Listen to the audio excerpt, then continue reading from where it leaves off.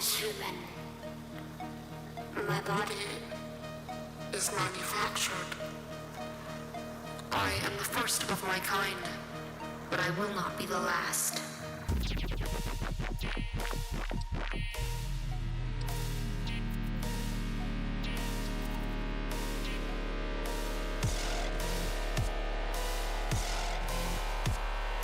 My mind is human.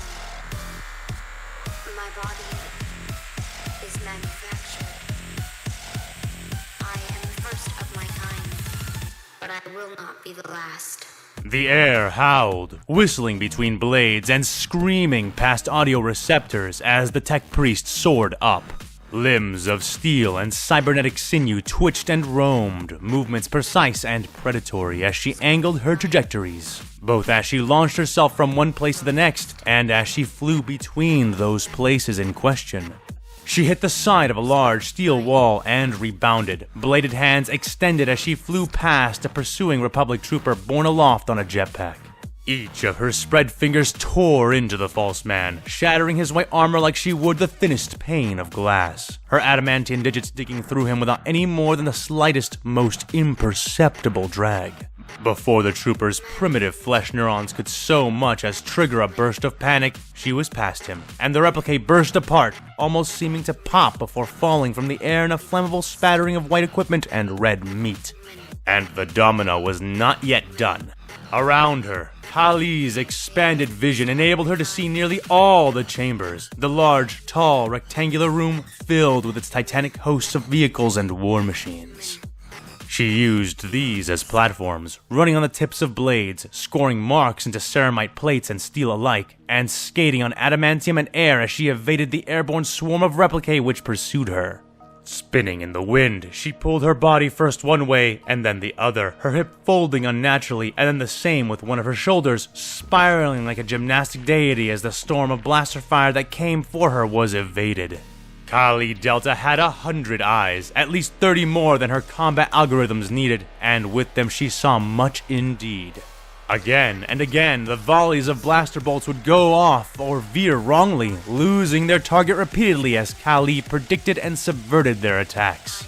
In fact, she had opened her first true maneuvers in the battle with just such a subversion. The Domina had seen Commander Bly before her, had seen him drawing one of his so-called EMP grenade spheres. She observed as his men prepared to open fire to intersect her presumed path towards him, a path she had fully implied she would take until now. But the Domino was hardly inclined to risk herself in such a meager pursuit, and instead of lunging forward, as seemed inevitable to the simple meat minds of the clones, she instead bent her knees in the reverse direction and leapt backward. The priest had watched as the replicate called Bly tossed down his sphere and activated his flight pack, wasting one of his few effective weapons whilst jetting away from her, his bearing sick with fear. The fear of a prey beast before the predator, and she wondered if he had retreated all the way back to his witchling commanders as one of her skulls tracked his route. Even as he fled, Kali launched herself into the men behind her, carefully angling her trajectory to sail under their incoming shots. Like the others, they had assumed she would attack their commander, and so, like the others, they were easy to predict and avoid. Her hands had then met with the weak white shells of her foes, adamantium blades sinking deep and rending the first of her victims apart, though she had vanished from their sight before the struck troopers had even met the ground or died, already racing across the walls and through the air. In response, their hovering vehicles came forward, using true anti-gravitic technology which somehow negated gravity without redirecting it or forcing gravitic clashes to occur. Kali's mouth metaphorically watered at the sight, and for a few moments she merely danced alongside the zipping, speeding forms of the bike-like speeders and larger yet nearly as agile gun platforms. But their weapons and rate of fire were a fair amount more concerning than that of the flying infantry that now kicked off to pursue her, and she could not justify allowing their continued function any longer. This shall be worth it when I present my findings before the many eyes of Mars. They shall watch in envy at the wonders I shall bring forth when this technology is known to me.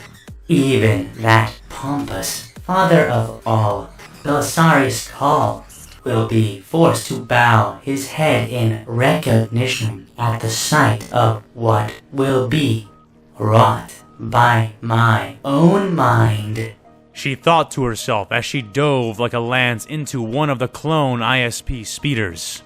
The priest spun like a drill as she did, and like a drill, the monomolecular edges of her body tore smoothly into the lightweight construction of the craft. The replicate within barely had time to panic and reach for their sidearms, limbs and heads falling to pieces with a few errant swipes of the Domina's precision-guided claws. She leapt from that dying vehicle as it arched down, departing just before its collision with the side of a massive metal leg belonging to a nearby knight. Next was a speeder bike, which she did not destroy directly, instead catching onto the front of its long nose and crawling up towards the two clones mounted on it. The pilot sped the vehicle up as the one behind him leveled his blaster rifle and fired from over the pilot's shoulder. Kali did not pause as she skidded forward on all four limbs, her head swiveling unnaturally first from one side and then to the other as she evaded the shot sent down into her. She lunged like a predatory cat, falling on both troopers at once and ripping them apart in mere seconds before bounding forward, still beast-like, and leaping from the butt of the speeding bike, escaping it before it torpedoed itself into the side of the bay wall. She landed heavily on the nose of another bike behind it, jumping off almost right away and exerting a great deal of force into her legs as she did, catapulting the speeder end over end as she bounded up its tumbling course, terminating against the primary barrel of a nearby Baneblade tank. To the credit of the replicate, they absorbed their losses with far less panic than she had anticipated, recovering to give chase in short order, swarming in an attempt to pin her down with their ionized weapons fire. All the while, her Servo-Skull spun above them, watching, calculating, and feeding her everything they witnessed. With their aid and her chosen build, striking her was all but impossible, even for the mass of pursuing clones. That, however, was slowly changing as the Republic's warriors began to take note and adjust their tactics. Kali was yet unaware of the precise science behind the weaponry they called EMP grenades, but she judged the term electromagnetic pulse was either unrelated, misattributed, or a direct lie to mislead enemy technicians. The lethal contraptions were far too effective against too many technologies to be mere EMP emitters. So when the clones who moved to engage her drew them by the hundreds and began to throw, she took the threat with due seriousness. As the Domina began to dodge, speeding backwards in an inhuman reverse run before leaping into the air once more, she began to plan as well. First, Kali located 43 varied examples of projected activations, tosses, and detonations. From these, she acquired enough data points to accurately predict the average time from activation to detonation, as well as many more tertiary facts. All the while, she kept herself far away from the spheres, even as more and more replicate resorted to the tactic. She was actually a little impressed with them. Their ability to coordinate strategies and pursue goals would be the envy of any proper guard regiment. That said, their naivety was a great flaw in their current doctrine, one they displayed as they attempted to corral her into a corner, intending to dispense with her by narrowing down her ability to escape the wide reach of their grenades. Soon, her collating was complete, and the Domina danced before them, drawing them in closer and closer, creating clusters of them as they pursued, eager for their illusory chance at victory. She denied them with merciless, mechanical action, leaping forward instead of back as they made their last push before closing the jaws of their tactical entrapment. She spun easily through the hail of EMP spheres, twirling like an old Earth ballerina as each weapon sailed harmlessly by. Kali's algorithmic cogitators quickly drew lines of approach through the virtual space, spearing 80% of the assembled clusters and predicting no sufficiently threatening counter-response from the enemy. The Domina's calculations now concluded, and all before she had crossed half the distance to her assembled foes. Sparks sprayed as the tech priest propelled herself forward like a magnetically launched core of depleted adamantium-29, colliding into the first cluster of clones like a thrown saw blade being tossed into a rack of hanging fish. Viscera sprayed, and men screamed and died, first from the wounds dealt by the Domina's sudden assault, and then from the friendly fire inadvertently sent into them as the other clones desperately tried to keep a bead on the darting priest. Yet doing so was all but impossible, Kali's speed and predictive sight reducing their chances to the barest margin of possibility. Her cavorting dance of methodical, rapid death continued without pause, and it was not long before the assembled men here were scattering, routing into the alleys created by the super heavy vehicles parked all around them. Even with their formations torn asunder, however, Kali could see that more were arriving every moment, summoned by the crisis she embodied, and the Domina barely had time to create new projections before the replicae began effectively regrouping. She did not waste the time given to her, and pursued the Republic troops with a mechanized zeal born of her algorithmic attack patterns. The sudden strikes of Eldari's Scorpion soldiers, the lunging strides of Kroot Braves, and even the flicker dances of death practiced by the foul Drukhari. Nothing the Magos Domina had recorded in her long centuries of combat was ignored or censured from her combat protocols. The replicae now bore witness to the horrifying, cumulative results of her widely questioned genius. However, and as ever, the Domina's combat effectiveness proved at least marginally more effective than it was questionable. Certainly, the replicae of the Republic began to question it less and less, and though they did not retreat from the single, vaguely feminine-shaped Death Dealer, they did begin to redirect their targeting priorities from her to her swarming Servo-Skulls. The Domina had been dogging the clones that she had been assailing with such single-mindedness that she lapsed her attention on her drones for nearly 3 seconds. She paid for this in the form of 8 split and dying Servo-Skulls, all falling from the air as the first volley went up after them. The act brought to Kali the last and most lethal ingredient that her attack had, thus far, been lacking. Genuine human rage. She felt the hot throb of that emotion as it rose within her mem-locked emotion centers, straining against the counteracting stream of neurotranquilizers her cortical implants began to supply. She cut the responses before they could complete their operations, feeling the heat of her rage waver and then roar back to strength. Being impressed with the soulless replicae was little different from her fascination with deadly Xenos. Which was to say, it quickly vanished in the face of inconvenience, and replacing each of those skulls would prove a major one indeed. Launching herself towards the group that had fired the first volley, she dug into them with abandon, blood slicking servos and mag-locked blades and joints as her butchery began anew.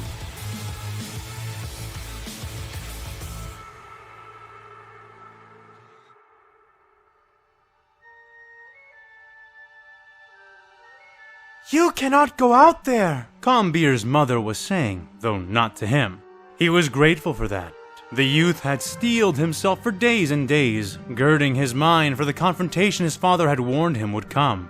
And yet, for all that, while he felt more than ready to face down the legions of bloodthirsty imps who now occupied his planet, he still trembled at the thought of facing down Venora Tonvolt in a verbal disagreement. His father did not seem thrilled at the prospect either, but being the one upon which the assault fell, he had little choice but to rise to it.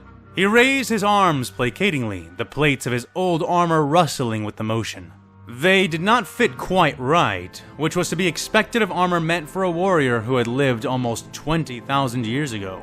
Starshower, please, listen, he half begged. Listen? Listen to what? She snapped back. Harrod, you are going to get yourself and our son killed. Do you understand that? Killed! The woman shrilled, black hair a mess around her reddened face. That's not true, Vin. You know it's not true. We are not the only ones heeding the call, and those damned imps cannot fight off the whole planet. Believe in us. We can do this. We are not alone. The Patriarch of the Tonvolt said, raising the passion in his voice, but to no avail. Venora's eyes misted then, becoming glossy as tears rimmed each. Vin, the man entreated, but she shook her head and turned away. Harrod pursued, following after her as she walked away from him through the narrow corridors of their apartment unit. The soft thud of his boots and the click-clack of her heels were shrouded behind the sound of his words. Please, Vin, be reasonable. How is this any different than what you have already done? You act like there is no danger in sneaking out escaped prisoners from their camps, but we both know that if they caught you doing it, you'd be lucky to join them behind the walls. Despite that, I supported you. I helped you. Now help us. She stopped then and spun around, tears dripping from her chin. I saw it, Herod, she said, voice cracking. I saw the inside, and that's what you still don't understand. You think I would be lucky to join them? Herod, you have no idea what you are getting yourself into. These men, the Imperium, they're not human men, not like you and Combir. Star Shower, Herod began. No, don't do that. Don't try to push aside what I just said. You don't stand a chance, Herod. You aren't a soldier. I was a soldier, and even I don't stand a chance. You need to listen to me. To face the Imperium is to face death. It's death, Herod. Whether you win or whether you lose, it's death, death, death, death! She screamed. Venora, we are not helpless. We have the Jedi. We have the Republic. He countered back, and she laughed. Jedi? You think Jedi can stop this?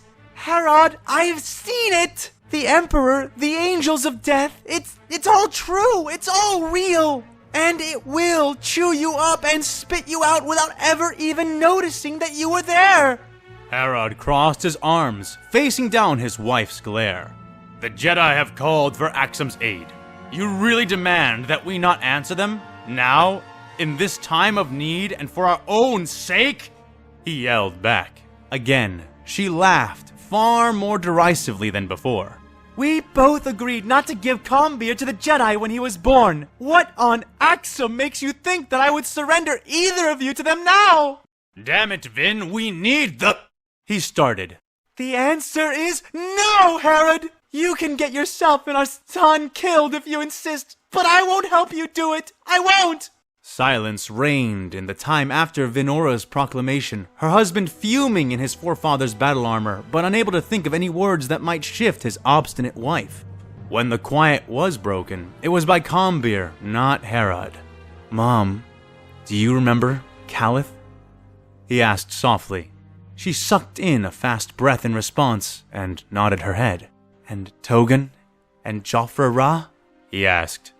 Again, she nodded. Mom, they were all taken, along with Hethin, Langmar, and Jory's entire family.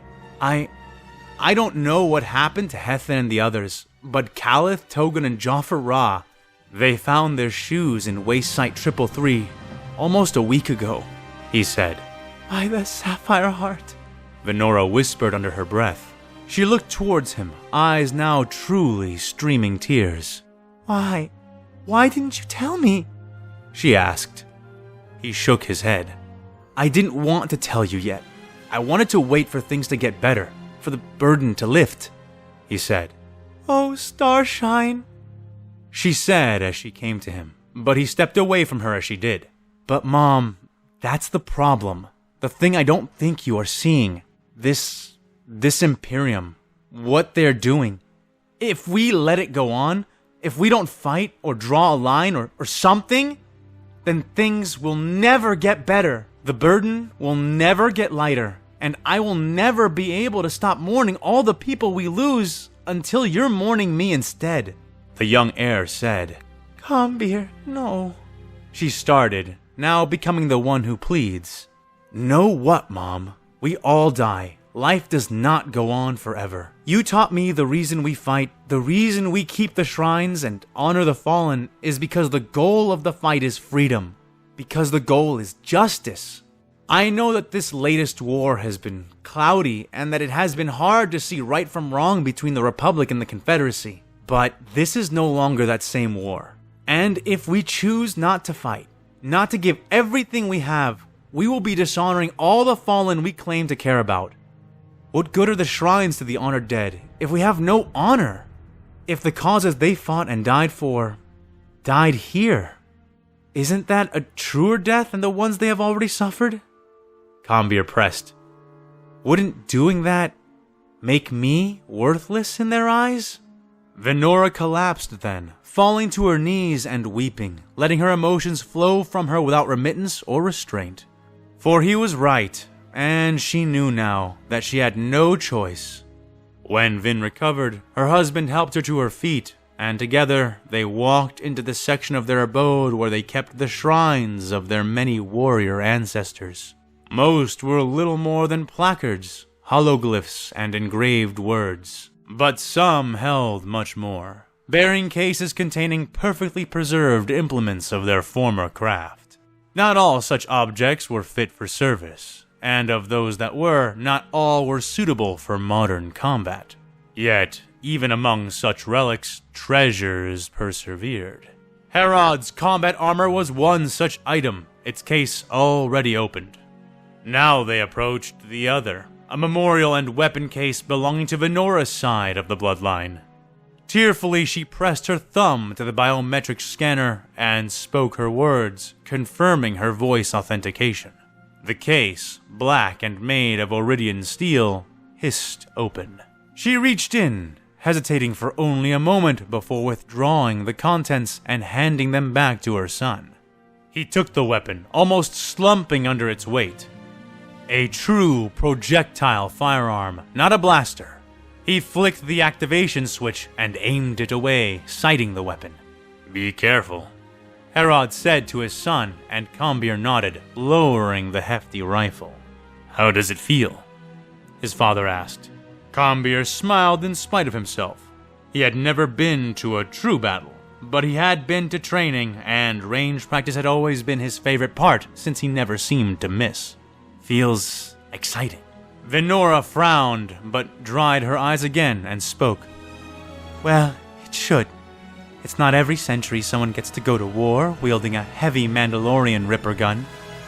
I've only got very limited ammunition for this weapon, and anything you hit with it will almost certainly die horrifically. So," Venora began to say, handing him the few magazines which had been in the case. He snapped one smoothly into place and loaded the weapon. "So in other words, don't miss," he said, his face filling with a confident smirk.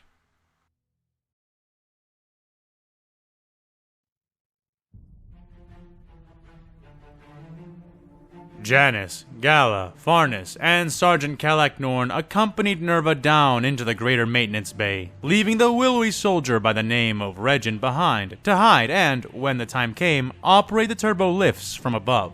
They made good, silent speed on their rappel lines, using the tall struts of the lift itself to cover their approach, remaining unseen. Once on the ground, they had regrouped briefly, huddling while Gala kept watch, Laz rifle at the ready. "All right, the plan is simple. Janice, you're sticking here. Hide and keep an eye on the lift controls. With any luck, we won't have to signal Regent to use the lift from above, and you can hop on with us as we leave. Farnus, you, me, and Gala are gonna escort our fair lady over here to her chariot. Once inside, we'll hang on tight to whatever we can," said the sergeant. Nerva nodded her head. "Yes, and make sure that if you are holding on to the maintenance handholds, that you aren't touching any of the red or orange ones. If you are, then you might get pinched in half when I begin moving the faithful flame. Look for a single solid piece away from the jointed areas. Once we are above ground, I can stop and make sure you are all in a safe place," she said. "There will be a deployable ladder on the left side of my my knight. If you can get me there, I can trigger it and we can ascend from that spot." "All right, concerns?" Kallak asked, following that with a brief pause in which no one spoke. "Good, now let's get moving. Gala, you're with us, let's go."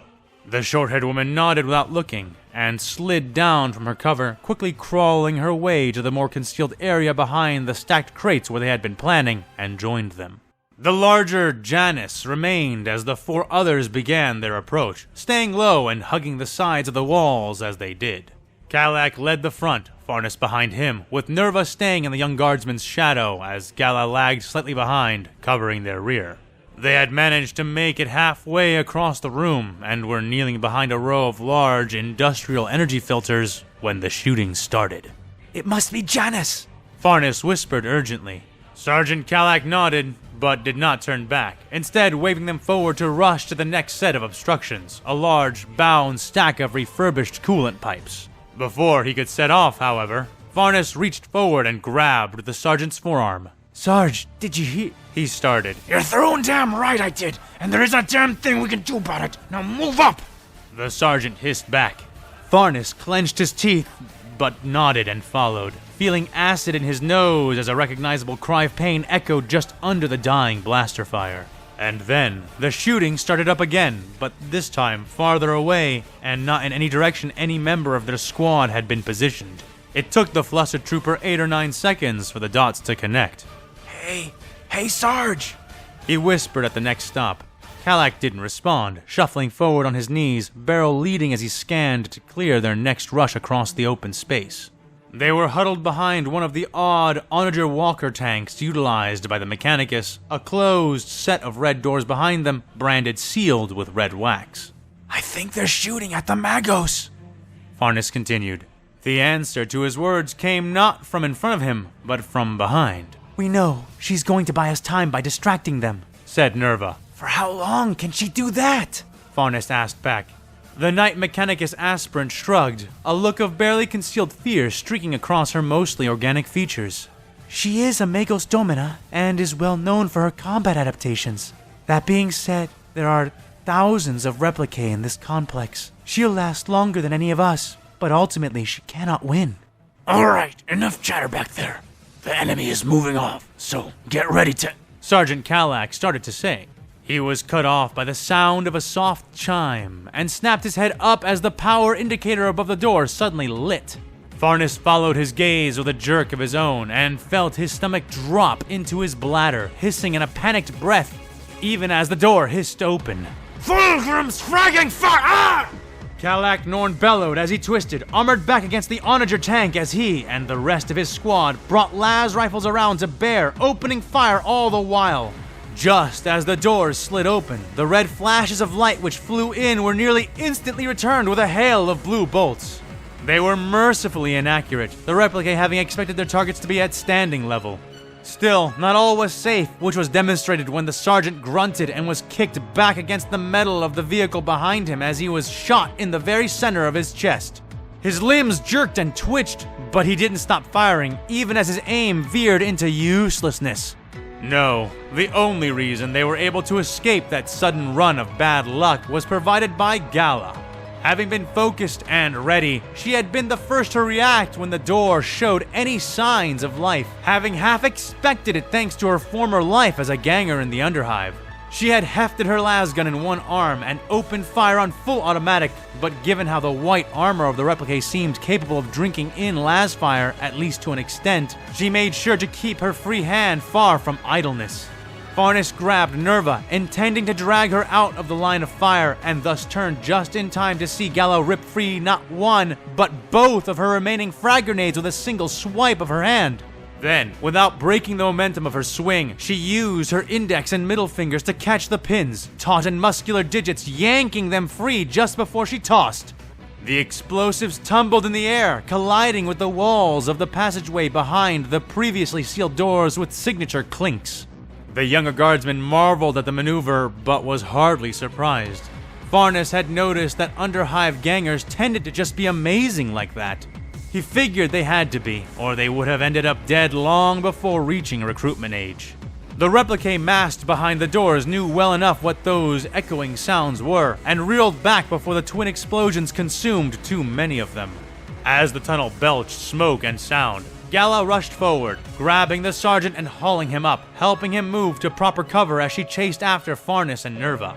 They found some clever shelter and moved in, Gala moving to lay him down against a stack of massive munition crates. Sergeant, she whispered softly. I'm fragging fine! Just get this fucking flak off of my chest! He struggled to say.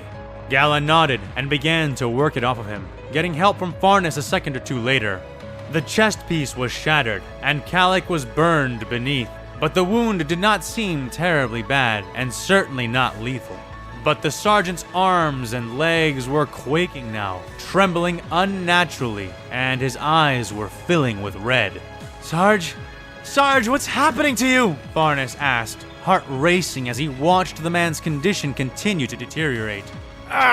ionized my pump. Kallak managed to hiss through his tightly clenched teeth. Nerva nodded right away and went to his left side, cutting away his uniform. Sure enough, built into his waist was a mechanical panel, a blood pressure regulator. It was made mostly smooth to avoid snagging on clothing, melded almost seamlessly at the level of his skin. But the sergeant had been right. It was sparking and, more concerningly, bleeding profusely from around the rim of its form. Gala's face tightened, and she spun around, not looking at the sergeant and instead looking back the way they had come, spotting the line of clones issuing out from the now open doorway. We've got toys incoming. Let's get you on your feet, Sarge, said the Underhiver. Give me a moment. I can probably... Nerva started, but Norn pulled away. No time! He gasped, using considerable will to lift his lasgun and hold it steady. Gala, you and the kid get the priest to her god or whatever, he said, panting heavily. I'll buy time! Gala hesitated, looking back, eyes wide, but she nodded her head stiffly. Aye, Sergeant. It's been the honor of my life, she said, voice hard, harder than it normally was. Same! Now get on, move on! Kallak Norn grunted as he shoved himself onto the lip of the containers and braced his weapon against it. The replicae were speeding off towards the major disturbance, or at least most of them were. However, not all, and several had decided to cover themselves and make sure their immediate area was clear. Those groups were only seconds from spotting them now. Sarge, Farnus began, tears wetting his eyes. Save him, kid! The sergeant said, releasing his first volley of fire as they were spotted.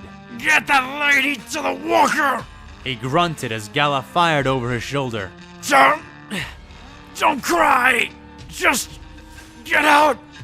Make it! Move it! Now! He roared. At this, Gala tore herself away and grabbed Farnus, nearly pulling him along as he, and Nerva began to run. Kallak remained, slumped against the crates, firing on fully automatic and watching the barrel of his lasgun begin to glow and then melt. But he had to keep the replicae back, had to keep their heads down, had to buy enough time for... A bolt took him in the shoulder, the force of it sending him back and sprawling onto the ground. His mostly ruined lasgun went skittering from his grasp. The sergeant groaned and flipped onto his belly, mind reeling, shoulder numb, and then burning. Truly burning. But he shoved it aside, ignoring his useless arm and pulling himself forward almost a meter, reaching out and grasping his gun once more. With one arm, he reloaded it, even though it did not need to be reloaded, and even though he did not intend to fire it again.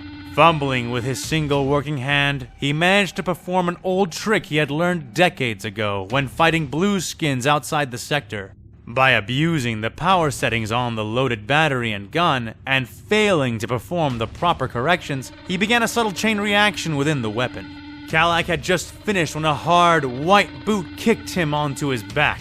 He cried out in pain, his mind blanking in white-hot agony for a second or two, the replicae above him having struck him in his bad arm. While he was stunned, they kicked away his lasgun and sighted him down.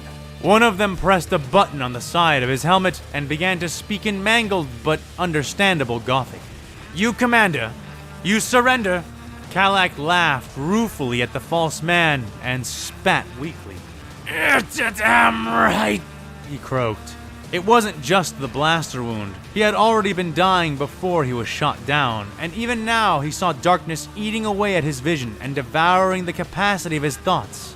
Everything was growing subtle and more distant with every second. I am the fucking Emperor himself!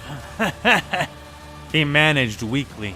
The clone did not seem to take that seriously and turned to the left somewhat, now clearly radioing someone else as he spoke. "Helpless soldier here. We take prisoners?" The replicae asked into his helmet. Kallak grinned a red smile at that and spoke his last words, his breath escaping past ruddy, bloody lips only a microsecond before his overcharged lasgun went critical and detonated like an Astartes patterned frag grenade. I don't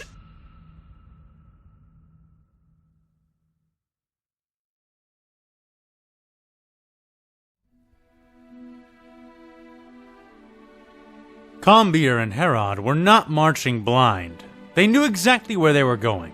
The Imperials still seemed to be wrapping their heads around the free information systems that Axum had borne for thousands of years, and while access to the HoloNet and other obvious information relays had been shut down or prohibited, for every channel the Imps cut, 8 more remained in more subtle fashion. It had been through these hidden communication systems that the Axumites had begun to organize themselves once the call to them had gone out. Across every possible channel and method of distance communication, the Jedi Master Ram Koda had called for aid, a call that all knew the Imperium would certainly hear as well. This, combined with the proud military histories of so many on the planet, led to a more coordinated approach to their uprising. Traveling down, they made their way to a hidden meeting place, a bolo field hidden within the metal folds of the Azurine Metrofront complex. Bolo Ball was big in the mid and outer rims, but was barely played in the core worlds, yet required a fair amount of space to play. As such, the area they used was both relatively hidden and out of the way, while also being vast enough to hold many of them. Combir idly wondered how many other abandoned Bolo Ball complexes had found a second life in this way, as he and his father entered the area, pushing into the crowd of armed and angered Axumites as they did. From the looks of things here, he suspected there would be many teeming with activity if this one was any indication of the general trend. Already someone was speaking, their voice echoing from the loudspeakers and walls of the large chamber. The 2 newcomers paused to listen. "Those with adequate weapons and equipment, stay to the north of the arena. The north! Everyone without full gear, come down to the southern half for what you are missing. Quickly now, quickly, we leave in 10 minutes. For Axum, for the Jedi, and for the Republic!" A scattered cheer went up from the crowd, and Combir was led by his father in the proper direction, clinging tightly to his pack and his rare, heavy rifle. The spotlights above the field illuminated the patchwork crowd brightly. Axumites from all strata of the worldwide city were here, in all manner of attire, armor, and uniforms. Most surprising, at least to Combir, was the amount of aliens present as well. He was glad for the company and the help, but he had assumed most of them had been rounded up by the Imperium already. Seeing them here brought a smile to his thin lips. The Imp's control wasn't even half as ironclad as they like to pretend it was. His father ambled out to meet with some of the more experienced warriors, and Combir left him to it. The youth was content to let his father coordinate with the others, resisting the urge to draw and sight his Ripper rifle as he found the nearby lip of the field and leaned against it to wait. He was joined a few minutes later by another man, a tall man, thickly built and dressed in a black trench coat which covered work fatigues. He was a member of the lower strata, from the looks of his attire, but his movements were solid, almost mechanical, yet smooth. The man had a small carton in one hand, from which he produced 2 white-rolled sticks of something musky and fragrant. One hand deposited the carton into his pocket, fishing around for something else, while the other was raised to his lips, teeth taking the butt of one of the items. Before long, he raised his other hand, an antique lighter clenched between his fingers. Combir did not know why, but each movement the man made felt so certain that he doubted Durasteel chains could have prevented him from raising his limb and lighting the smokable stick held between his lips. He turned then and offered the youth one as well.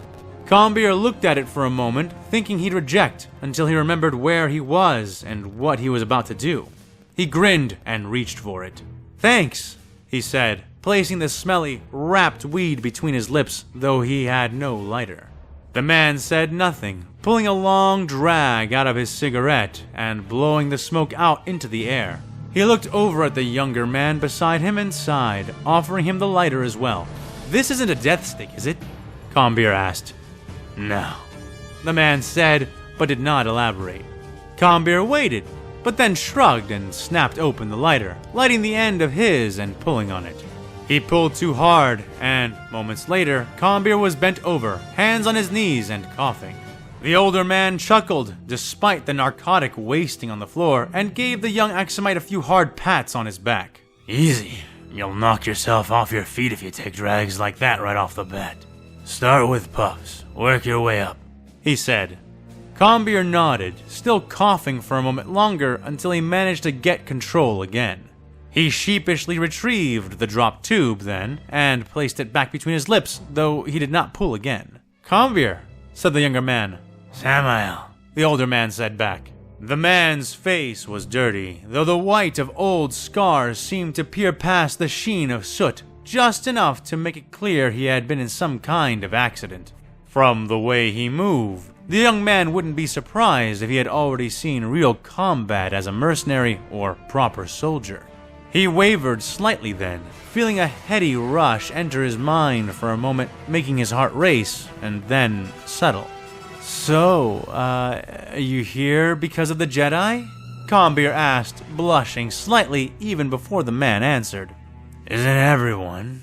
Doubt anyone would be here right now otherwise, he said with a shrug and a sigh. Samuel took another long pull, columns of smoke ejecting from his nostrils a moment or two later before continuing. But no, I'd be here whether the Jedi called or not. I have not been waiting for some light stick twirling outsider.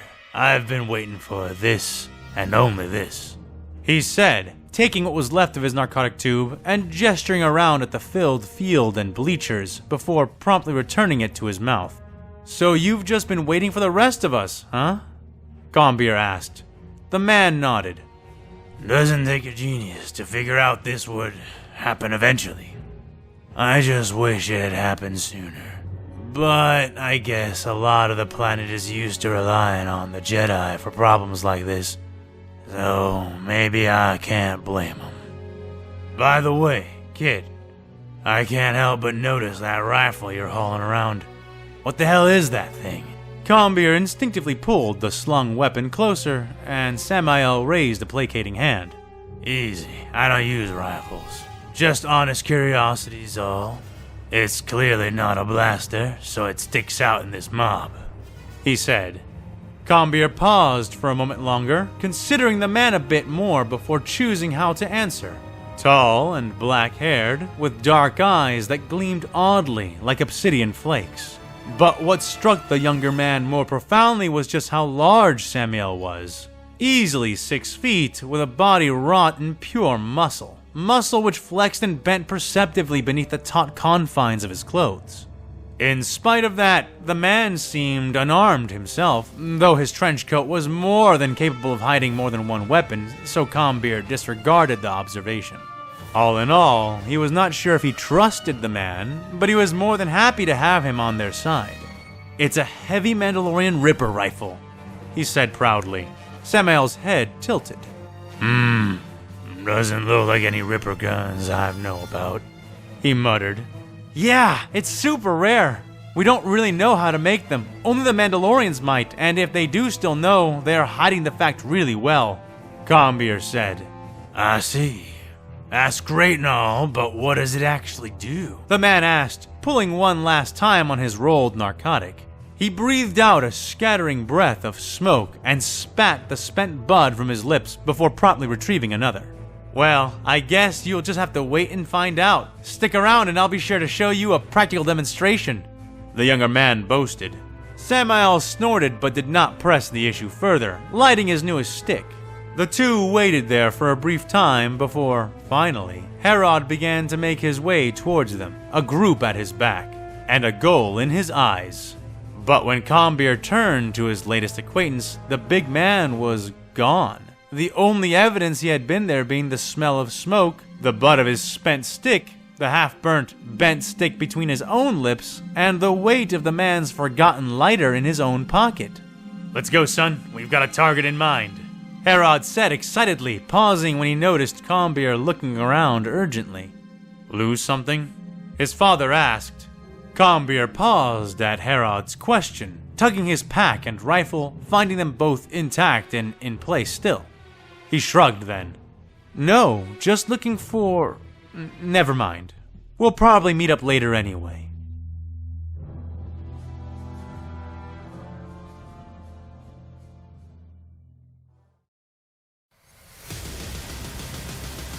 Farnus tracked the replica as they flew past, soaring low at first as they strafed his cover with blue shots from their long rifles. He didn't even duck like Gala did, getting lucky as the 3 lines of falling bolts narrowly missed him. He did not miss in return. Fecking heretics! Heretics! The guardsman was screaming, unloading with strobing volleys from his lasgun, sending red lances to chase the 3 jet troopers. The 3 were struck multiple times, though only 2 fell from the assault, one dying quickly as his helmet was breached, sending the airborne body careening limply into the ceiling, while the second screamed and flailed, his jetpack pierced by the shots and sparking, flames erupting from it as the replicate lost control, being jerked through the air this way and that until slamming with a thud into the floor. The smoking, surviving third did not forget him, however, looping around quickly and zeroing in on Farnus.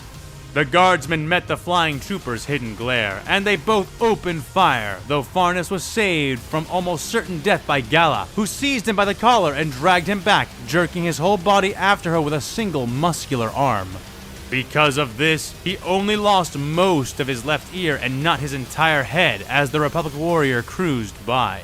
Farnus bellowed in pain and cupped his molten ear, Nerva grabbing his arm and pulling it away to examine him a moment later, the movement clumsy and awkward until her mechadendrite moved in to compensate for her useless arm.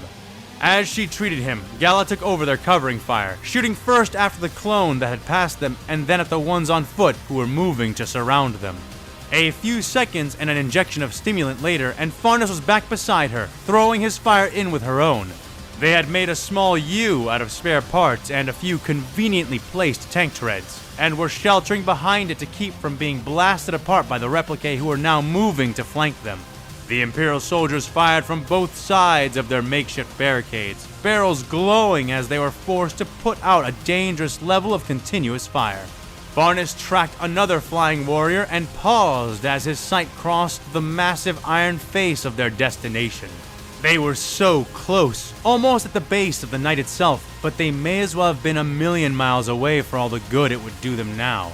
Gradually, more and more of the white-clad soldiers were realizing that they were there, and already the number of attacking replicate had swelled to far beyond what they could escape from.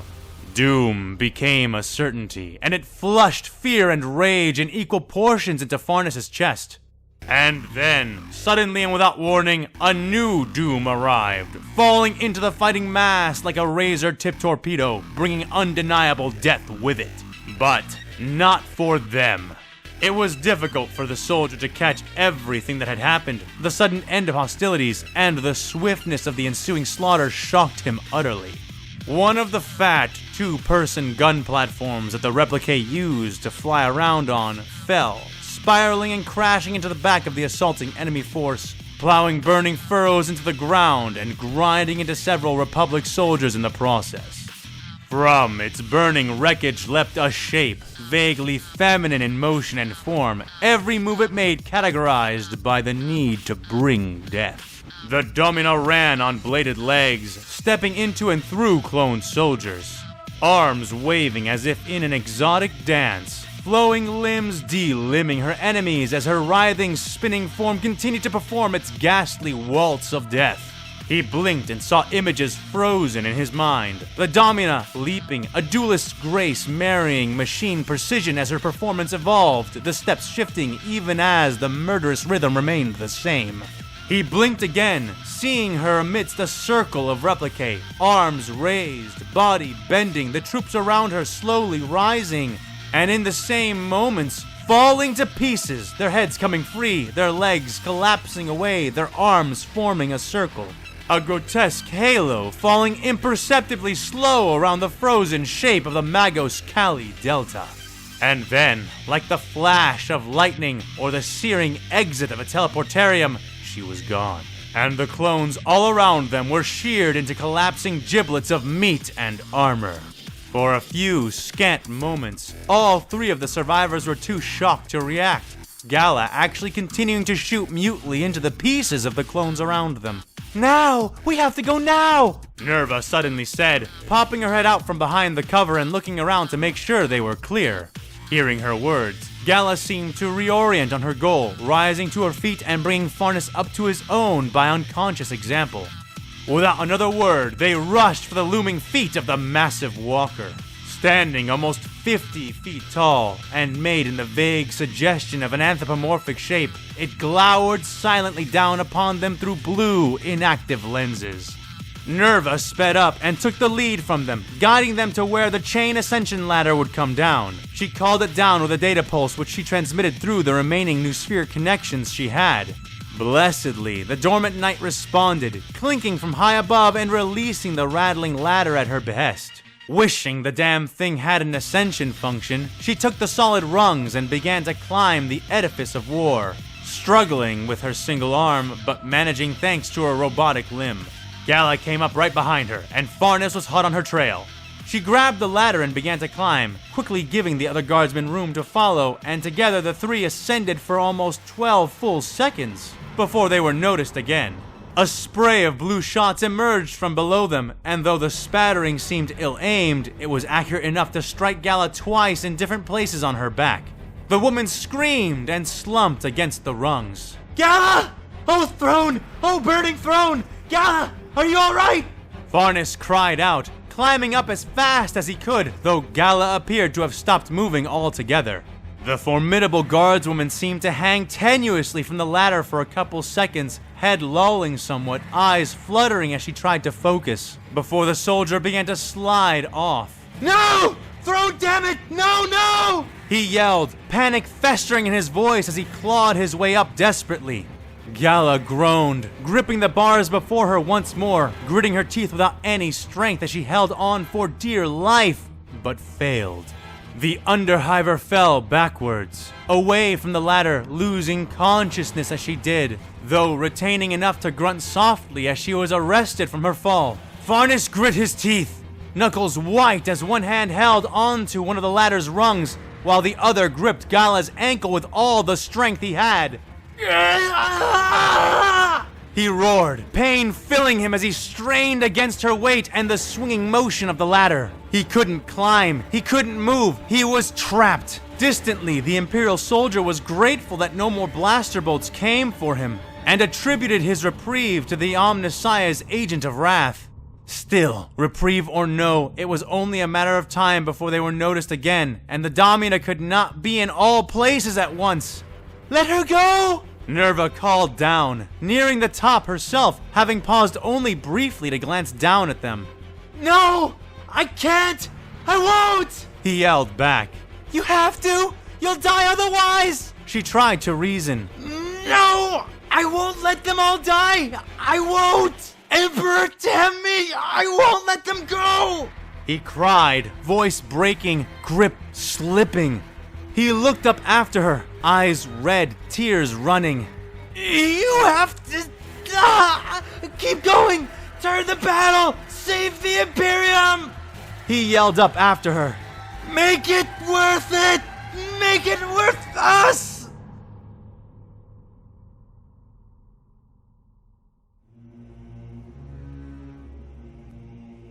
Kambir had taken his position in one of the empty rooms along the outer rim of the Samtara Center Spire, which was essentially across the street from their target.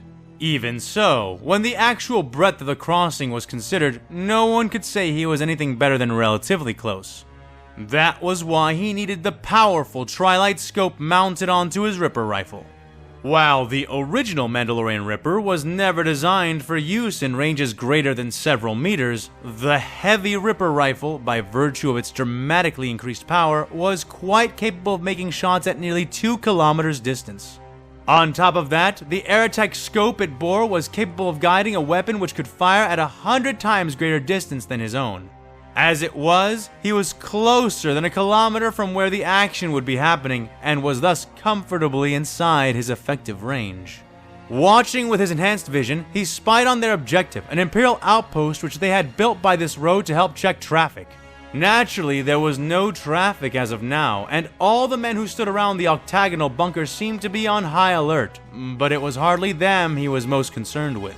Beside the bunker was a massive gun turret of some kind, and beside that, a pair of 2-legged light walker tanks. The turret, and others like it, had been deployed to the ground from space, and was some kind of twin-linked slug thrower bearing an absolutely absurd caliber.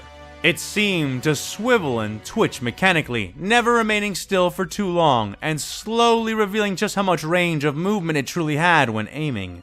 The two walkers beside it seemed similar to the Republic's ATRTs, but far more heavily armed and armored, each pilot completely hidden from view within. Already the force seemed like a formidable one, and that was not even counting the soldiers visible outside, or the ones who could be presumed to be inside. But regardless, he felt they were ready. In fact, this was not even the real battle. Not really, not in regards to what they were actually preparing themselves for. To their west, the so-called Basilica of Salvation was under siege by Republic forces. To the east, approaching in ranks, was a mobilized force of Imperial reinforcements. Their plan was simple: aid the Republic by preventing the reinforcements. Simple. Step 1, take over the outpost. Step 2, fortify it. And Step 3, deny the enemy access. And what's more, in addition to being simple, it was inevitable. The reasons why began to reveal themselves from the surrounding buildings and accesses, moving silently and subtly at first, but growing bolder as their numbers swelled and completely breaking with stealth once the Imperials began to notice them. Tens of thousands of Axumites had answered the call, and now those tens of thousands were starting to surround the Imperial position. Combier had half expected the imps to throw down their weapons and surrender straight away. After all, they were hopelessly outnumbered and outgunned. That did not happen. Instead, they were the ones to take the first strike and draw first blood. The turret spun and opened fire, the sound of it thundering horrifically as it sent two thick streams of exploding micro-missiles out in nearly all directions. A quarter of the approaching front line of Axumites were turned into gore paste before Combier's eyes, and a dull pain pierced his skull above his right eye as he watched. But it was far from done. While the Imperial men ran back into the bunker, chased in by a stuttering hail of blaster fire, the enclosed all-terrain Imperial walkers spun to face different sides of the crowd, each bounding away on flexible, agile legs. They sported two weapon mounts each, a large, repeating slug thrower that could have cleaved a speeder in half with each of its explosive thunks, and a lit flamethrower that seemed to be the size of an entire man. As the turret tore chunks out of the scattering Axumites, the walkers jumped into the crowds, trampling and stomping down on the rebels in their midst, even as they opened fire. Wide fans of liquid flames began the horrifying work of filling the air with human and alien screams. Their victims left to writhe and cook as large guns opposite each flamethrower issued out more and more deadly fire. The shots pulped the mostly civilian fighters with strafing volleys of high-caliber steel. He had never seen it before. He had never watched people transform, going from alive, thinking, moving, being, to dead, inert, silent, still. Lively men and women, some he may have known, were walking and shouting in one moment, and then being reduced to meat and slime in the next. The impact of that, the permanence of it, had never really struck him in any true way until that very moment. This was no game. Those people, more people already than the Imperials had in the outpost, were never coming back. All at once, he felt like he was in way too deep over his head. Why hadn't his mental simulations been accurate? He'd known people would die. He had thought he was prepared to deal with it. The rebels were not helpless, even as they were laid into by the Imperial outpost forces, and the mass of them were mostly firing as they either charged, took cover, or ran screaming. The hulls of the two agile walkers were even starting to glow slightly orange, pieces of their armor falling away in molten scraps, the air distorting around their armor as the heat from blaster fire was released into their surroundings. But it wasn't until someone mounted and properly aimed a Plex missile launcher that the Imperials really began to feel the pressure they were under. The detonite missile fired from the crowd made a straight line for what seemed to be empty space. The genius of the aim only revealed when one of the two walkers jumped into its path.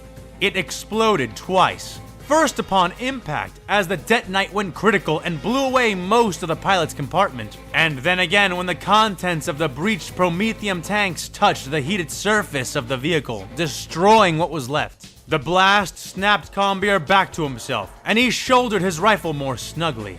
He stopped thinking, put off feeling, put off everything. He reached a place then, amidst his panic and duty, a place where only pseudo-thoughts could exist, where there was no consideration, no attempting, no right and no wrong.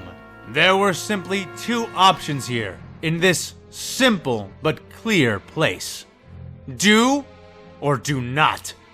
The young Axumite chose the latter option as he sighted down the remaining walker, which ducked and bobbed around two rockets which were sent blazing its way.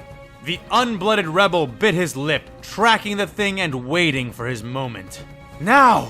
said a voice from deep within him, and he squeezed the trigger.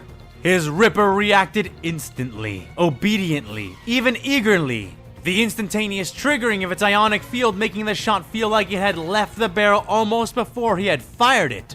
It was nearly silent, using no conventional explosives as propellant for its ammunition. Inside the barrel of his weapon, a smooth spike of polarized durasteel was instantly charged with an ionic field. The charge naturally pushed both against the spike and the rifled interior of the barrel, adding spin as it ejected its enveloped round from the gun.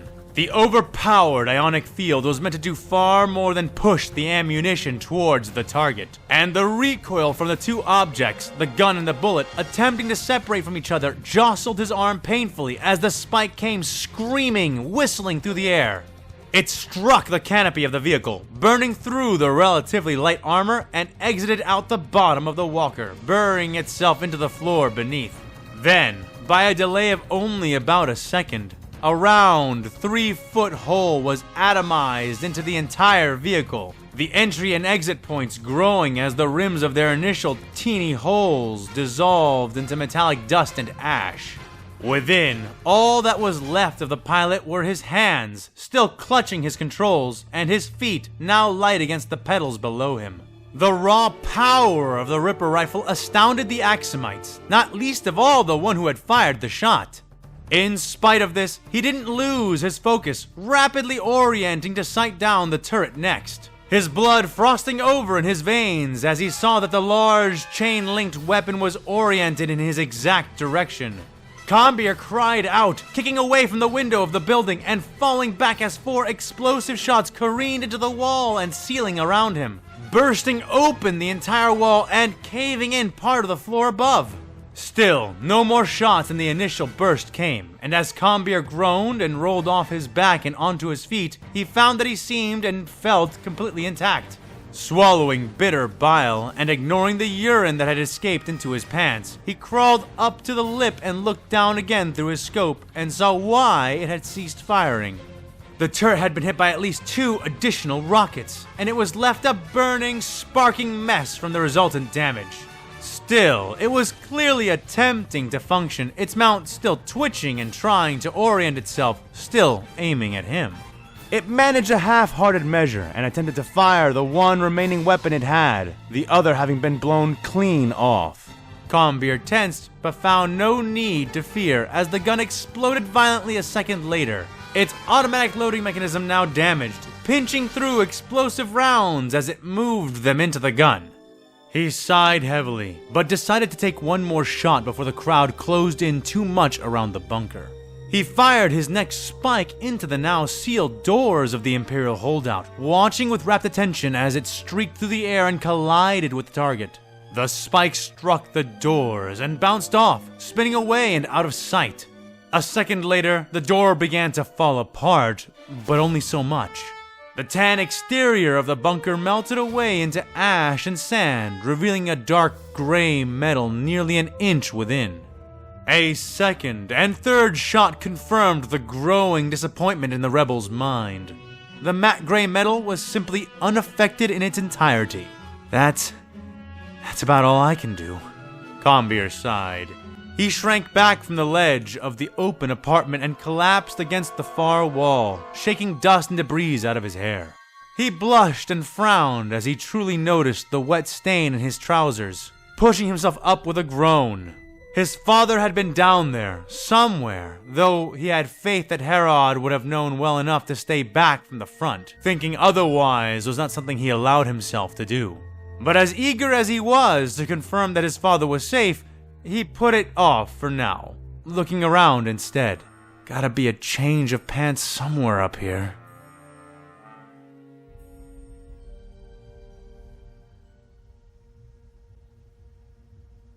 She hated this. She really hated this. Nerva climbed one rung after the other on the chain link ladder, pulling herself up in awkward, lopsided bursts, one arm useless, the other supplemented by her tendril of steel. Below her, the guardsmen were all dying. In fact, they may have already been dead. At that realization, a profound guilt flooded her senses, and no safe nerves could be muted or numbed in that moment to prevent it. This was right. This was necessary. She knew that. She really did. And yet, the face of that young man, no more than 19 or 20, stared up at her, caught between duty and death. Caught between life and those things that made us worthy of life. She hated it. With a loud grunt, she hauled herself up to the top of the night, grabbing onto the metal handholds built into its surface. With a few more effort-filled noises, she managed to get herself entirely off the chain ladder and onto the side of the war machine. From there, she was only a simple Noospheric command away from opening the cockpit and making her attempt. But she couldn't. Instead, she spun around, looking back down the ladder, heart racing as she rushed to check if the two guardsmen still clung below. To her shock, Farnus was holding tight still, a few stray blaster shots cruising up towards them, the sway of the ladder aiding only slightly in keeping the two of them, or perhaps just the one, alive. She could detect no movement from Gala, but did not stop to think about it. The chain ladder did not spool up. In fact, it barely spooled down, working via a catch-release lock and gravity's own pull. To solve this, she grabbed the chain with her mechadendrite, deploying a four-pronged metallic claw to seize the ladder tightly. "Soldier!" she called down. Farnus looked up, his face that of abject desperation and misery. A blue blast smacked into his left shoulder, on the side grabbing the ladder, the flak armor there bursting away in a shower of fragments. He loosed a cry of pain, but somehow kept his grip even then. "Hold on for all you're worth!" Nerva called down to him. Biting her lip, she looped her arm around the metal handhold on the knight itself, hooking it with her elbow and bracing herself for the weight she was about to take on. With a loud, mechanical whine, the claw began to spin rapidly, the winding servos within the limb screeching as it pulled up against the weight of the ladder and the two bodies it held. Smoke was rising from the mechadendrite in no time, and soon sparks as well. She had never intended it to bear this much weight, or even to be used like this. She tried to speed it up, to reach them before the servos failed, but they only grew slower and slower instead. Red warning sigils appeared in her retinas, and sensations symbolizing the same messages began to fill her back and spine. Pain burst the artificial barriers of her neural vault, and she found herself screaming, clinging to the side of the knight as the segments of her mechadendrites began to splay and split apart. Then, a loud thunk from within the limb, and a sudden near collapse as it broke halfway down its length and ceased to reel them in. Nerva bit down on her agony and looked at Farnus, eyes wide, frantic. "Climb! You have to climb!" she yelled.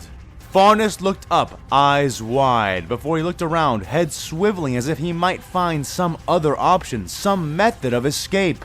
Both hands were occupied. How could he possibly begin ascending? She had no answer for him. The only answer she could see was clear. Drop Gala. Farnus seemed to know as well, and grit his teeth, face reddening. He roared, huffing and puffing as he began to straighten, pulling up with his other arm, his whole body trembling with the exertion. Nerva found her appreciation of basic, primitive flesh biology expanding as she watched the bellowing guardsman lift his comrade, pulling up and up until his elbow was over one of the rungs on the flexible ladder. He slid it in and gasped, releasing the weight and allowing the chain to take the strain from his muscles. Then, panting and sweating all the while, he released his pained, stiff grip on the ladder and moved his hand up by one rung. All of that for one rung. It simply was not going to work. But Farnus tried anyway, breathing for a few moments as he got ready to slide his elbow back out from the rung that held it and force Gala's unconscious body up one more step. He nearly began his next attempt when a blue bolt sailed past, missing him and Gala, but striking the ladder. One side lost all tension, and Farnus cried out, swinging wildly on the remaining portion of the chain ladder. The swinging made Nerva grunt in pain as it pulled against her broken mechadendrite. Her arm and elbow ached, yet still she clung, watching the chain links that supported all of Gala and Farnus' weight weaken and begin to stretch. You have to drop her! If you don't let her go, you'll both— And then the chain snapped. Time died for a couple of impossible moments as the weakened link distorted and broke. Farnus' face was pain and fear and false hope. And before Nerva's very eyes, those things melted as possibilities ceased, and he fell. No! She screamed into reality and the noosphere both. In desperation, she moved without thinking, reaching her wounded arm out of her sling, reaching out with a limb of burnt servos and torn muscle. Immeasurable pain tore through her as she performed the act. That agony combined with the flood of razor sensations which flooded up and out from her now ruined mechadendrite limb. Darkness fed on her vision, and the light began to fade from the aspirant's consciousness, buried under a sudden avalanche of loss and agony. But Nerva denied it, and not through the use of her neurovault and augmentations. Something deep within her, something that had always been inside, woke then. It was not the first time it had done so. It had been with her always. A will, a power, a presence born of the human soul. It denied pain, it denied obstacle, and it denied failure. There was a loud noise, and all around her shook and quaked like a god shaking the foundations of the world. But she did not lose her focus, did not budge her sight from that face, that falling face that was on the verge of losing everything. And then she blinked, for the falling face was falling no longer. Gradually, as Gala and Farnus were raised up, reality reasserted itself in the Knight Aspirant's mind. Her eyes bulged in her skull, her ruined arm limp at her side as she watched the all-too-functional limb of the Knight Preceptor below her rise up. Both guardsmen held delicately in the center of its inactive Thunderstrike gauntlet. It reached Nerva, becoming a platform for her, which she gratefully stepped down into, though it moved no further. Farnus looked at her with wide, barely coherent eyes. Nerva paused, grunting and groaning as she severed her auto-harness, letting her broken and tertiary mechadendrites fall free of her. She sighed as the pain bleeding out from those places was replaced with still, soothing nothingness. What is this? I thought, the younger guardsman started to say as she came to him. A miracle. She hissed in a whisper. Take what you see before you, and know it as a miracle. Now stand, guardsmen, and help me with her. We need to secure her to those handholds. There won't be room for her inside the cockpit. But she needs help! If I can get down, get us to Regin or a field kit, Farnus said, doing his part to get Gala up. There is nothing we can do for her more than getting her out of here as soon as possible. Besides, I can't put you down. I still need your help, Nerva said as they reached the handholds. She used the length of the chain ladder as the medium to secure the guardswoman in place, only able to manage it with Farnus' help. Their work done, she stepped back and looked at the guardsman next to her. Take off your flak, she ordered. What? Farnus asked. Nerva blushed slightly in spite of herself and pinged a reminder to restore her neurovault when this was all over. I told you I needed your help, didn't I? The reason she won't fit in the cockpit is because we are going to have to fit in there, together. So stop wasting time and get your armor off, she snapped. Me? My armor? Wait! I can't pilot a knight? Farnus babbled. "And you pull a trigger?" Nerva asked. "Theoretically?" He said back, uncertain. "Then, theoretically, you will have to do," she said, impatience riddling her voice. She turned around and waved her good arm, using the movement to enforce her command to the dormant, or perhaps not so dormant, knight. It responded, the cockpit above them sliding open with a pressurized hiss, green hollow light burning from within. She turned to face him and gestured towards her dangling, ruined limb. "I can try to move this machine, to make it wake, to make it fight," she said to the bewildered guardsman. "But without the use of my arm, specifically my trigger finger, I won't be able to do more than aim the last impulsor. So I need you in there to fire it when I tell you to, or we won't be able to scuttle the bay. Since I'm the only one who can even attempt to sit the throne mechanicus, you are going to have to sit on top of me, and I am not getting crushed under your flak armor." He blinked and nodded numbly, though he did not move right away.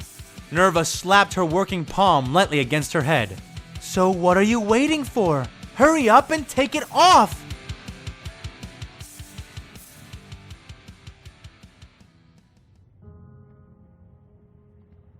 Kambir felt like he was falling. He could feel his knees on the hard metal ground. He could feel the normality of gravity around him. He could feel that he was still and in place. But as he looked down at the partially covered body of his father, he truly felt as though he were falling. The dead had been pulled away and laid out on the side of the street, mostly to keep them from being trampled into paste by the Axumites, who now surrounded the sealed bunker and tried ineffectively to break in. He had no idea how long this had been going on for. Minutes? Hours? He had lost all reference for time or the exterior world. He had never realized, not once, how many questions he had never asked his father. He had never realized, not even once, how much of his world was invested in his patriarch. And now, he was gone. This felt wrong. Deeply wrong. This was not how the story was supposed to go. Yes, men died. They died all the time, especially in war, but not like this. Not with so much left unsaid. Not without any glory or meaning. But his father had not managed to fire his weapon even once before he was trampled. His ancestors' armor was still pristine, intact, and completely reusable. And Kambir hated it. How dare that armor outlive his father? How dare that armor succeed in defending itself and not his father within? He shuddered. He wept. And he released sounds he had never known he could make. Pathetic sounds. The sounds of a soul torn asunder. He was not the only one. Though in the minority, many had paused to identify the dead, and many had succeeded, and now found themselves in similar, crushing realizations. They wept, and they stood, or were silent, or collapsed. An explosion then, as one of the towers beside the bunker collapsed near to its street-level base and fell over. Blinking tears out of his eyes, Kambir looked up, seeing that the space around the smoking but intact bunker had been cleared. He vaguely remembered a voice speaking over the street speakers, warning people to clear the area, and now he could see why. Unable to breach the hard point with what they had on hand, they instead buried it, the tower pitching over and falling atop the squat building. A cheer went up from the crowd, a crowd that had continued to swell and swell, even as the young Axumite mourned. Either destroyed by the weight, or trapped beneath it, the rebels congratulated one another, cheering and howling before they began to move, acting out the rest of the plan. Kambir did not know, but he felt like he hated them all as well. How dare they? This was no victory. This had been a massacre on their side, and many more Axumites had died than Imperials. So why were they congratulating each other? Why were they cheering his father's meaningless death? He grit his teeth, but after a time, he sighed. What else were they supposed to do? They had won. Even if at great cost, they had won. Now all that remained was to block off the road and hold it. Something he could already see would be greatly aided by the toppled tower, which had kept most of its shape and integrity, even laying sideways across the entire avenue. Sure enough, soon he and others had been asked to help reinforce the building, to help prepare for their interdiction. He did so, working listlessly, but effectively as he helped to carry components, crates, and barricade materials from one of the lifts leading down further into the city to the tower they were fortifying. He still felt like he was falling, still felt despondence devouring him to protect him from sorrow and hatred. But when he spotted some of the men hauling in a large deflector shield array, his torrid thoughts were disrupted. It was not the shield itself that prompted the response, though it had drawn his attention. No, it was one of the sweating men struggling under its weight that so disrupted his dour curse. Samael. The man was there, near the back of the array, helping to lift it and obviously struggling less than the men around him. Samael had taken off his long coat and work shirt, tying both to his waist as he hefted the huge machine with the help of the others around him. He had an unlit tube of the same weed as before protruding from his lips, and he did not seem to notice Combir until the Axumite began to draw closer. The youth put down the crate he had been carrying and strode to the man, reaching into his pocket to retrieve the forgotten lighter. "Hey," he said as he came upon the older man, his voice sounding weaker than he had intended. Hey, kid. Glad to see you made it. Samuel grunted. "Yeah, I did." Combir said, emotions obviously raw as he walked beside the man. So, how you like the battlefield? Get any shots in? He asked. Combir did not respond, but nodded limply. Make any difference? The man asked. "Yeah. Shot, one of the 2 Republic ATs. Destroyed it." The young Axumite said, voice hollow. Oh, feck. That was you? Hell of a shot. You got talent. A real sharp eye if that was not a fluke. Samael said in a good-natured voice, but the compliment had no effect on the deepening lines the man could see forming on the youth. Your father make it? He asked more softly. He injured? Dead, Combir said, and while Samael's expression fell instantly at the news, it was Combir himself who was hurt most by the admission. Tears stung his eyes, but he did the best he could to hold them back. Burnin'. Sorry, kid. That's battle. That's the risk we take every time we fight. Sometimes the fight chooses us, but sometimes we choose the fight, and we bear the burden of its outcome. It ain't fair, kid, but it's life. Combir knew the man's words were true, but that didn't help him feel any better about it. He gave a grudging nod and drew out the lighter, showing it to Samael. "You forgot this," he said, holding it out. "Hands ain't free yet, kid, but light me up," the man said in response. Combir did so, flipping open the lighter and putting the flame to the unlit end of the other man's cigarette. He never stopped, but he did take a deep drag of it, letting the smoke escape out his nose. They walked for a minute or so then, before either spoke again. "Hey, listen," the man said. "You got the talent, kid, but you don't have the heart. This planet is about to go up in fire. One way or the other. We're just hoping it's still Axum when the fire's clear. This is gonna be one hell of a fight, but it does not have to be your fight," he said. Combir looked up with wide eyes. "How can you say that? This is my home. This is where you, and presumably your mother and father have lived all your lives, right?" he asked. The Axumite nodded. "And that just changed," he said, his words hard. "Win or lose, Combir, you're never getting back what you had. Your father is dead, and death gives back nothing. Win this world, win this whole damn war, and it still won't give you back what you were trying to save.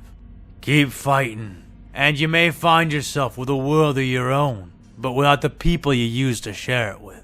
If that's what you want, then fight with all you've got. But if you'd rather have your mother, or even yourself, over this world you've grown up on, then run, live, he said. Kallak felt tears streaming down his face, felt sobs trying to push their way out of him. Kid's got honor, grunted one of the men beside Samael. The two others nearby nodded, heads red as they struggled with the weight of the shield. Kallak sniffed and nodded weakly. My father died for this, he muttered. The soot-stained man nodded his head, sweat dripping from his chin. There is great honor in fighting, Samuel agreed. but there is equal honor in living. We fight for the living. We die for the living. Only fools fight for the dead. And if you could ask them, the dead would be the first ones to say it. Kallak did not know how to respond to that, and before he could figure it out, Samuel spoke again. Go, kid. Run. Get your mother, get a vessel, and get the hell out of here while you can. Collect your father and take yourselves away from this place before it takes any more away from you. Coward! Growled the man to Samuel's left. That kid killed one of those Imperial sentinels. Unless you were manning one of the rocket launchers, he's already done more for this fight than either of us. He's young, he's taken losses, and he's done enough. The man growled at the Axumite beside him. Go, kid. Make sure your father gets buried, and make sure your mother doesn't. Kallak found himself nodding his head, tears still streaming as he clenched his teeth behind his lips. But your lighter, I should at least... he started to say. Keep it, in case I don't make it out. At least something of mine will. Now go, he said, and Kallak did, turning and running back to his father. But he was not running away, he knew. He was running towards a different fight. Samael was right. He needed to save people, not the planet they lived on. And he had an idea about just how to do that. He was so consumed by the events that had happened, and the events he was planning to make happen, that the young Axumite rebel failed to notice the distinct, double-headed aquila which graced the front of the lighter. He did not notice, nor could he even read the alien inscription engraved beneath those spread wings and borne talons. There is no place for the weak-willed or hesitant. Only by firm action and resolute faith will mankind survive. No sacrifice is too great, no treachery too small.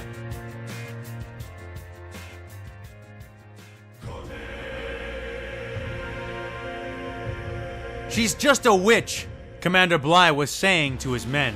Nothing more than a clanker version of Asajj Ventress. We can beat her. We just need a plan and to execute it professionally.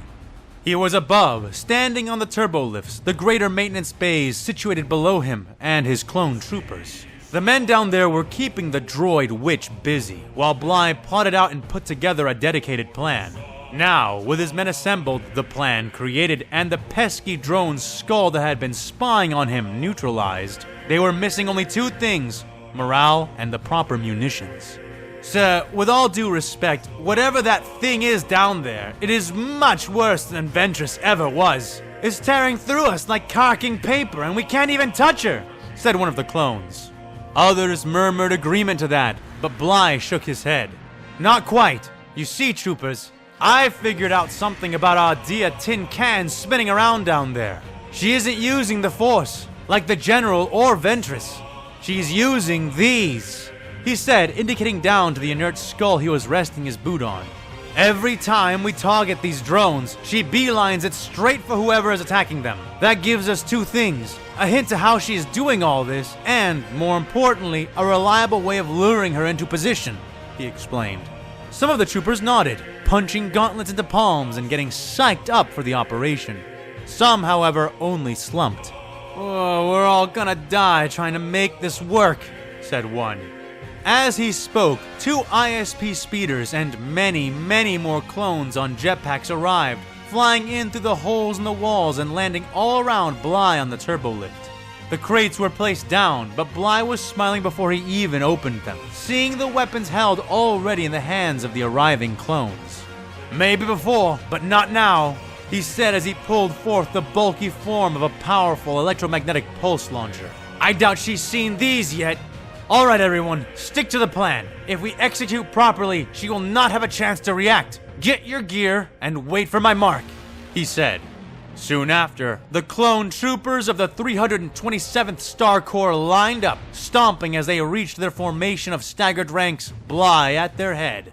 "Clones of the Grand Army of the Republic, to victory! Scramble!" Bly ordered, jets firing on all their packs as they took flight and curved down, propelled like missiles into the main chamber. The instant they entered, they were spotted and noticed by the zipping, spinning cloud of Servo-Skulls which moved around the ceiling, always vaguely over the head of the perverse droid priest. They split into 3 groups, and, as Bly had hoped, the creature of steel was thoroughly preoccupied with the clones she was killing at the moment. Ignoring his need to fly to their defense, he spun in the air and came down hard but safe on the designated position. He and his men tucking themselves into the nooks and crannies of the large, building-sized tank and the crawling tanks beside it. He looked around and, satisfied that they were all in place, reached up to tap his helmet. "We're in position. Commence the operation." In response, Group 2 flew between them, hovering as they took aim and then began to fire into the swarm of skull drones. They only managed to get a few shots off, but a few shots was more than was required from that many clones. Contrary to what their names suggested, the munitions of the EM pulse launchers was no solid round, no grenade or special bullet. Bly was unsure what it actually fired, but what it looked like was a sphere, easily the size of a man's head, if not larger, composed entirely of pure, crackling energy. The spheres were sent flying, traveling in straight lines and leaving trails of burning air in their wake. The skulls zipped and bobbed, moving around most of the pulse spheres that were sent after them. But the few that did strike true struck more than one. Upon impact, the containment field around the energy ball collapsed, releasing an explosive wave of alien electrical energy. Servo-Skulls dropped in their tens with each strike, which was likely why the response to the attack came so fast, even faster than Bly had been anticipating.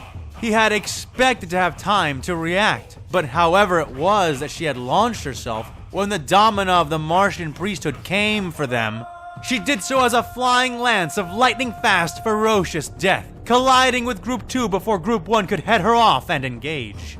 "Get on her! Stay on her! Group 3, take over!" Bly calmed to his men, even as the clones around him spilled out from hiding to flank the priest. While he and Group 1 fell upon the metal menace, Group 3 would take over the pursuit of the drone skulls, who had to remain near, eyes always on the battle and on her, to provide their benefit. As they did, Bly and his men rained shots down, striking and electrocuting their own men as they attempted to pin her down and blast her.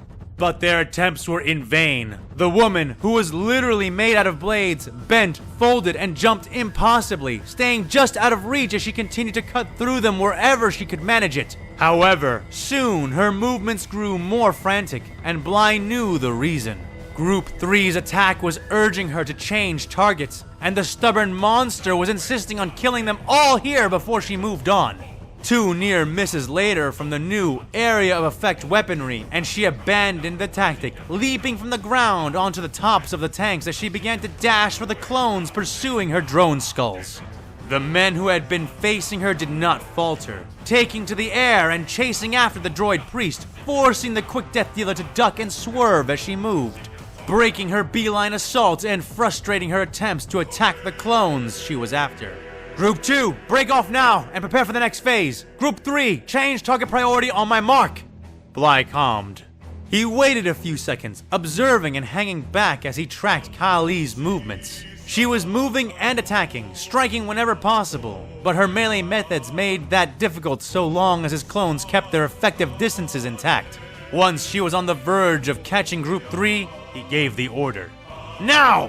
The clones in Group 3 spun around and scattered, now aiming for the domina and not her skulls.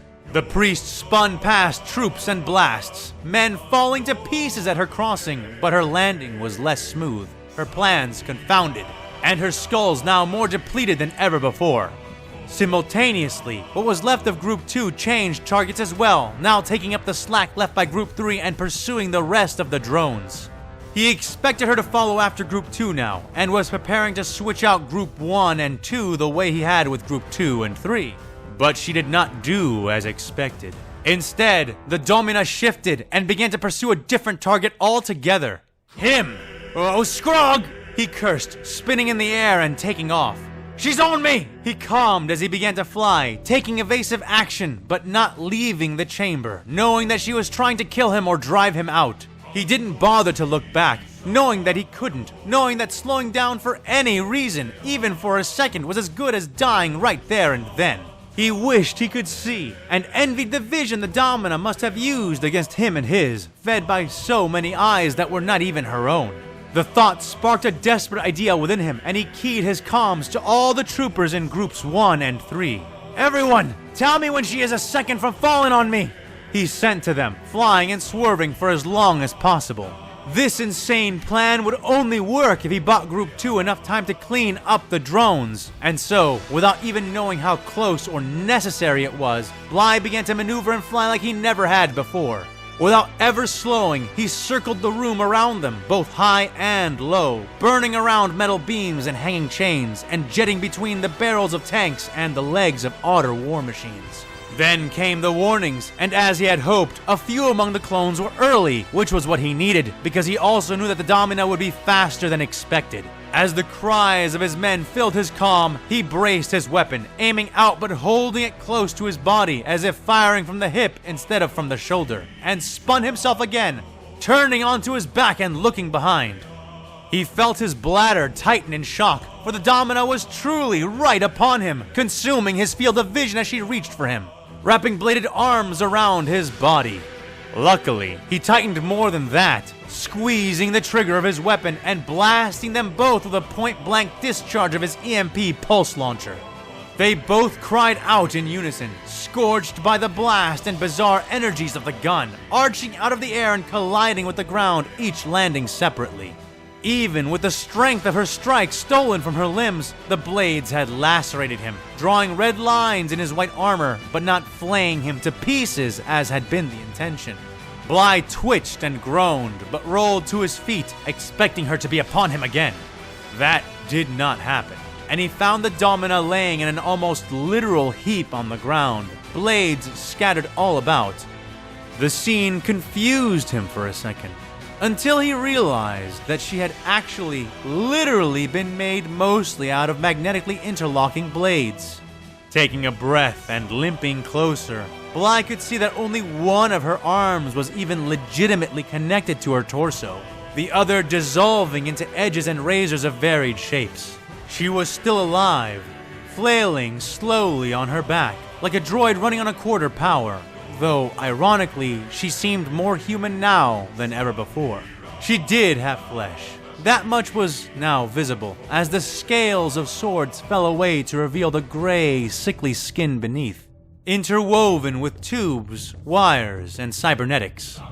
He came to stand over her, leveling the EMP pulse launcher down at the Magos, her eyes moving to meet his from behind her metal mask.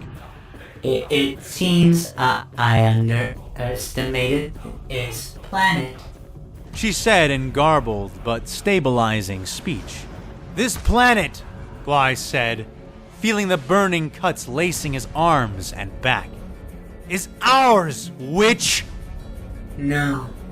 She said without hesitation. He stepped back slightly as she weakly raised her remaining limb and pointed up, past Captain Bly, to something above him. This planet is theirs.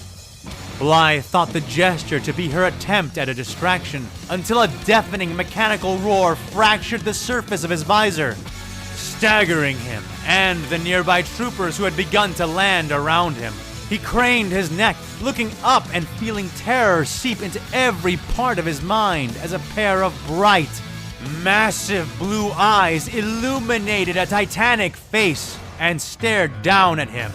He dropped his weapon and spun around, his men already taking off as the massive war machine bellowed again, beginning to take its first step forward. Bly tried to trigger his jetpack, but the control did not respond, shorted out by his own weapon. He tried to calm his men, but his helmet package was dead. He tried to scream out a retreat, but was crushed underfoot before he could finish.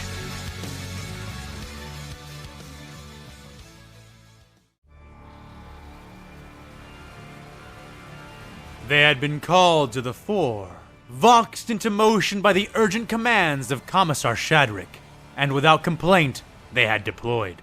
They marched in rank and file, silent and stalwart. They wore full-body suits, sealed environments each, every fourth man carrying a Volcus-pattern magma gun, a horrifying weapon which was very nearly unique to the Zektek sector. Though at brief descriptions, many may think of the feared deathcore of Krieg, these men bore no kinship to the Vitae-born warriors of that dead world.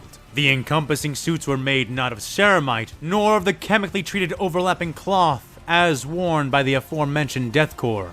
Instead, they donned dull red, single-piece rubber-like plasmite suits, some of varying heights, but otherwise identical to the others around them.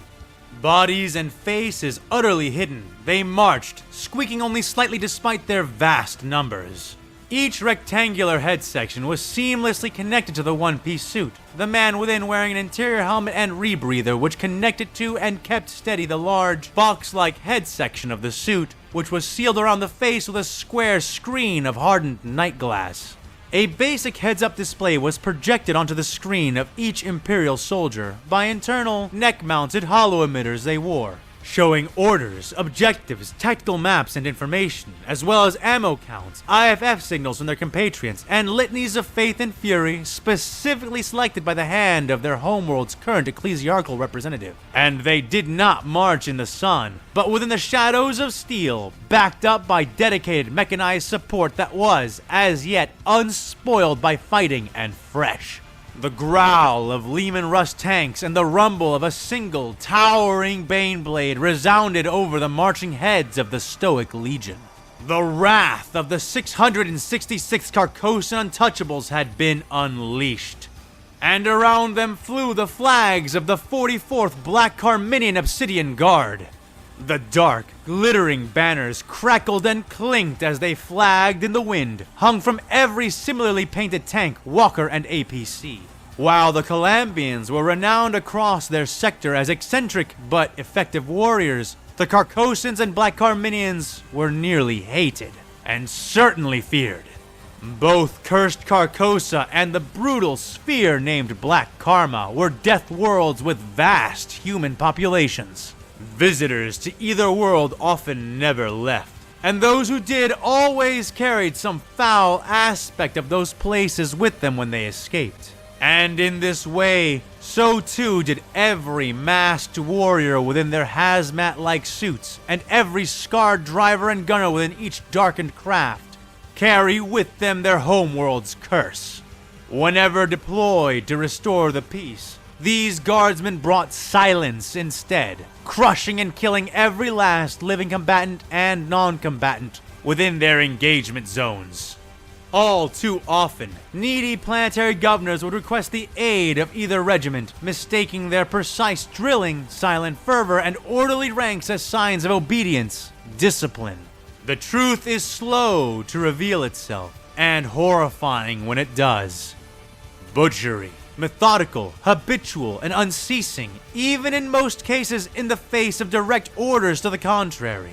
This was the stuff that defined the Untouchables and the Obsidian Guard both. And now, on the commands of a commissar who knew no mercy, they marched toward the Basilica of Salvation to bring damnation. Yet they were halted before they could reach their chosen location, stopped all at once, ceasing movement in an oddly inhuman unity. Before them, within a kilometer away, a spire had been collapsed into their path. Around it, on it, and from it, various barricades had been erected, and instead of being abandoned, the ruin was instead teeming with movement. Spotters and scouts moved up, and auspex lashed out with pulsating sensor sweeps, revealing an assortment of life forms, though predominantly human, armed with an even more varied assortment of weapons. The guardsmen who had been manning and defending the nearby relay station were strung up, dead and mutilated. Green and gray fatigues and armor dripping in red. They hung, gently waving in the wind, the clouds dimming the light of the sun and making the color of their distant blood less distinct. Seeing the Imperial forces halt from their distance, the ringleader, or at least their spokesperson, began to speak, his voice echoing from the howlers and broadcast speakers which lined the roads and buildings. "Hear me, Imperial scum! We are the Axumite Guard, the true defenders of the Republic, and we have had enough. We have risen against your tyranny and will tolerate your presence no longer. So hear and know this well."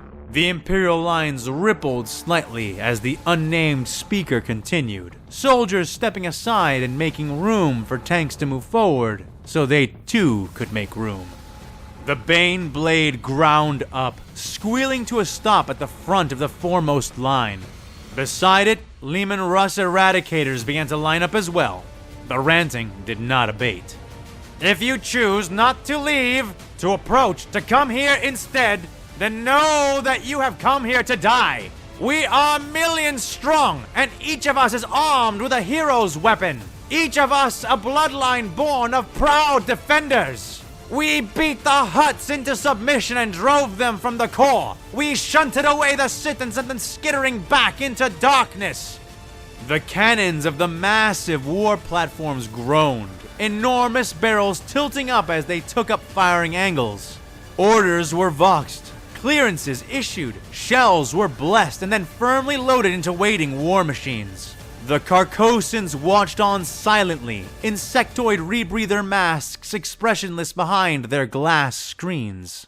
"Ignore my warning at your own peril, Imperial fools! You cannot win! You cannot—" The Eradicator tanks opened fire first, the blasts cascading in sequence from left to right. Their shells were sent spiraling and screaming through the air, arching up and then down towards their targets. But they never reached the collapsed tower. A bubble, or shell, of radiant blue energy suddenly appeared, enveloping the fallen building and the rebels it contained. The shells slammed into the particle shields with muted, echoing thumps, their weaponized shockwaves visible as they were reflected away from the rippling blue skin of the shield. There was a pause, and then an echoing laugh from the speakers. "Did you really think that we would simply stand here and speak without the power to back our statements? You are doomed, imps! You have no choice but to approach us manually and be cut to pieces by our—" The boasting speaker was silenced a second time, though this time not by the booms of many Eradicator cannons, but rather the deafening roar of only one weapon. The Mega Battle Cannon turret which topped the Baneblade tank fired, even given the precaution of allowing the tank to come to the front of the line, ahead of the troops. The shockwave which broke out from the barrel upon its discharging still sent the nearest Carcossans reeling and toppling over. The scream of the fired shell became a sonic boom as it tore through the air with meteoric speed, propelled not only by the momentum of its initial blast, but from its powerful self-propelled solid fuel system as well. The bubble bent and flexed, holding the red-hot, spinning shell in place as it screamed against the energetic resistance. But the blue shield, though wavering, did not break, its elastic surface slowly pulling the shell back despite its velocity and engine. Then, the rocket at the end of the shell ceased to fire, and less than a nanosecond later, the small nuclear charge held within detonated. The shield did not survive, and neither did most of the rebels sheltering beneath it. That fact did not forestall another 3 volleys from the Eradicators before the Carcossan Untouchables were sent forward once more. thick boots waded through pools of cooling, half-molten steel, shattered metal, and irradiated smears which once were bodies. Though silent and methodical in their advance, the Untouchables could barely constrain their disappointment, as they found the work of the Black Carminians to be as thorough and ruthless as they themselves sought to be. But their bloodthirst found elation as they passed beyond the destroyed remnant of the rebels' makeshift roadblock, only to find a second line of many, many, many more Axumites. They raised their weapons and roared rage into the sky, firing haphazardly as they charged. The rain swept over the rebels, as if charging ahead to meet the Imperium, and the 666th advanced. They did not charge, did not move with greater speed than they needed. Instead, they took up positions, raised their weapons, and went to work.